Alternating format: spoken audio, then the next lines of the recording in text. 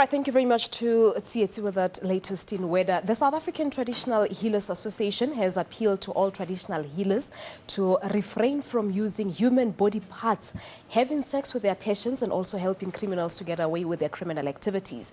The stern message was delivered during the Traditional Medicine Day. To talk to us about these and other issues, we joined in our studios here in Johannesburg by the chairperson, or rather the president of SADC, Unified Ancestors Traditional Health Practitioners, Dr. Sylvester Hlathi. Dr. Hlathi, good morning to you and welcome to Morning Live. Morning, Thokozani. Thank you very much for giving me this opportunity to come and explain people to on your show. Thank you so much, sir. Thank you, Thokoz.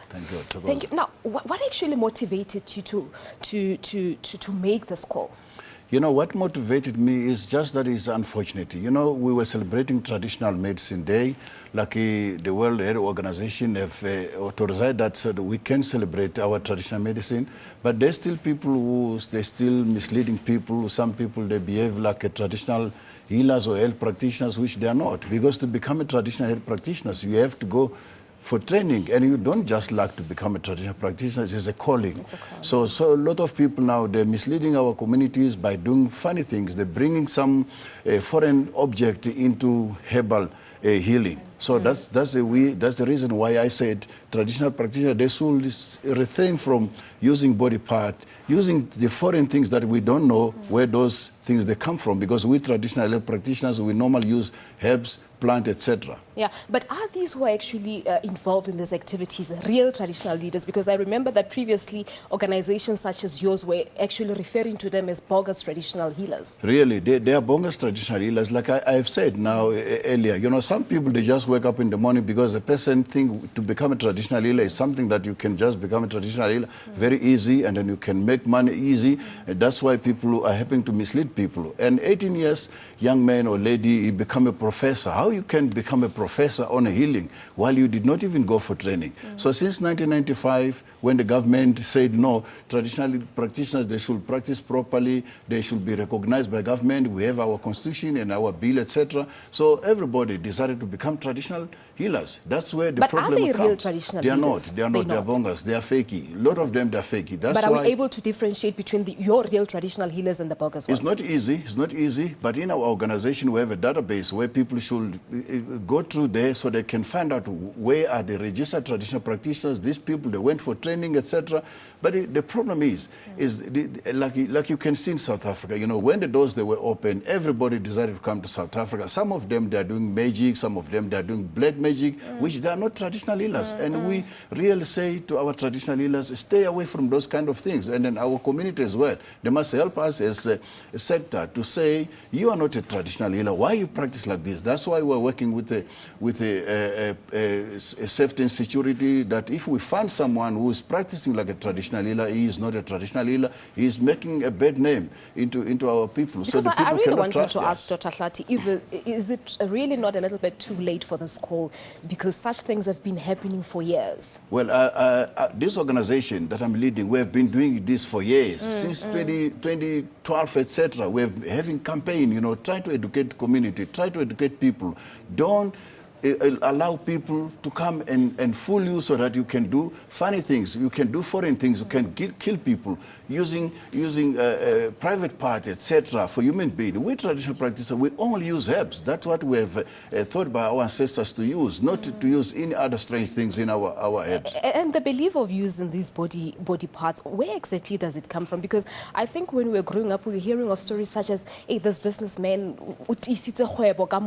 such things exist. It's just makafela. That's the true lie. You know, if you go, you know, I've been traveling in the African continent where some provinces, this thing, etc. You know, there is no one who is rich because of that. You know, that is they just been misled because people, they don't know how to use herbs.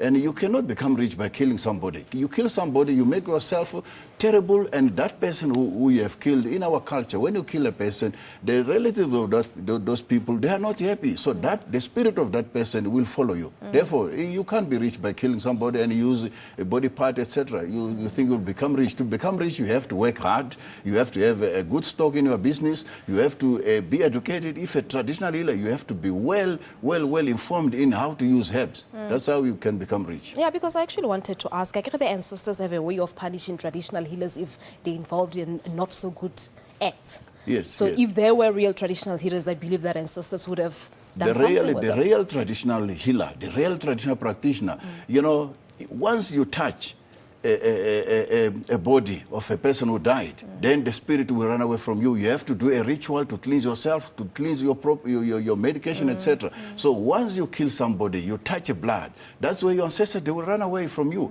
So if you are a traditional healer, which you are using spirit, you are using ancestors, once you do that, you know that you destroy all the powers that you used to have by using herbs. It's something if you sleep with your patient. You know, someone bring a daughter to you to heal that person, and instead of healing that person, you make that person your wife, which that is not part of us as a traditional practitioner. A person will come to you, you just heal that person. There's no such thing that you have to sleep with your patient, with your trainee, so that they can become powerful. Once you do that, the spirit will run away from you. Once, if you're a real traditional practitioner that you have been called by your ancestors to come and heal and assist people.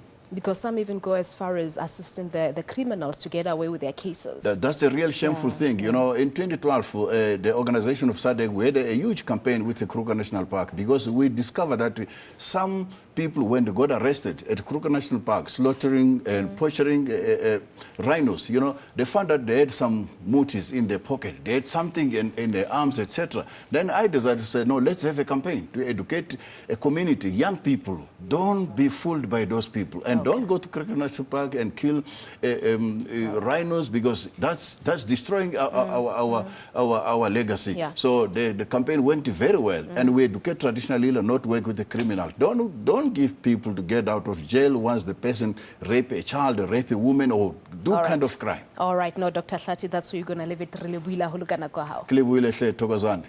Thank you.